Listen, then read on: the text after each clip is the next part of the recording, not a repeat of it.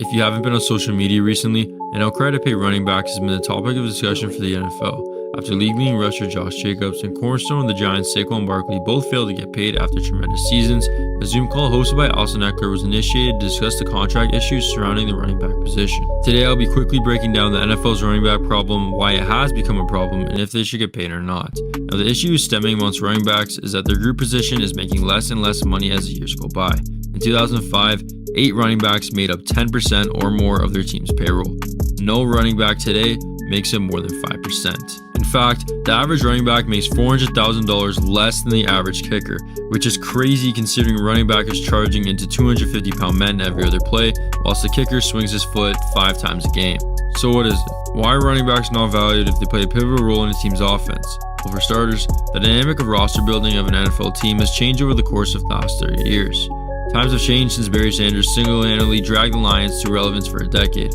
Although the NFL was once a running back-driven league with the likes of Franco Harris and Emmitt Smith being staples of championship rosters, modern-era football shows that you don't need a top running back to win a Super Bowl. If you look at the last 12 Super Bowl winning teams, not one running back has had a base salary of over $2.5 million, including 8 of those 12 players making less than $1 million on the year. The league has now simply become a pass-heavy offense. The last 15 years alone have produced 14 seasons with 5,000-yard passing quarterbacks. Prior to that, there's only ever one quarterback to notch 5,000 in a season, which is Dan Marino in 1984. So from a business standpoint, you should not pay running backs. The position in itself is extremely replaceable. The average career length for running back is nearly 3 years, 2.5 to be exact. So again, if we look at it from a business perspective, it makes a lot more sense to draft a running back, play him 3 to 4 years, then redraft another running back. The productivity of the position will probably be near the same, but you'll be able to improve the team and sign other players to help aid the roster by not giving a boatload of money to your running back. Now, if you look at the ethical standpoint, you should pay your star running backs. If you look at Derrick Henry, for example, who literally runs the Titans offense, without him, the Titans are nothing. He's getting the ball every 2 out of 3 plays and is driving through 250-pound men. Even Austin Ekeler, a dynamic player who doesn't only run very well, but also catches very well.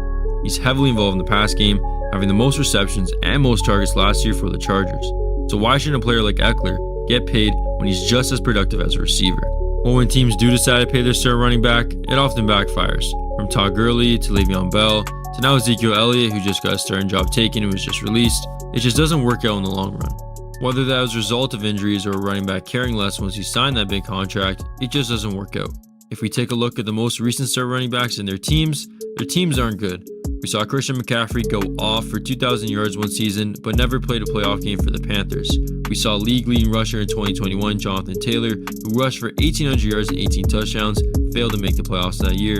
And the same thing happened to Josh Jacobs last year, who led the league in rushing. The Raiders missed the playoffs.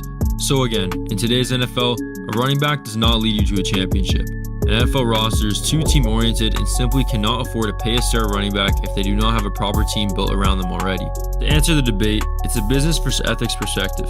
As an NFL fan, I'm choosing the ethics perspective, but if I'm thinking objectively, I'm choosing the business perspective. There's still quite a few running backs in the free agency market, including Dalvin Cook and Ezekiel Elliott. It's looking like Cook is on his way to join Rodgers and the Jets, and it looks like Zeke is on his way to joining Bill Belichick and the Patriots. Will they get paid good after this whole running back fiasco? We shall see. Thank you for watching. Don't forget to like, comment, and subscribe for more NFL content. Take care.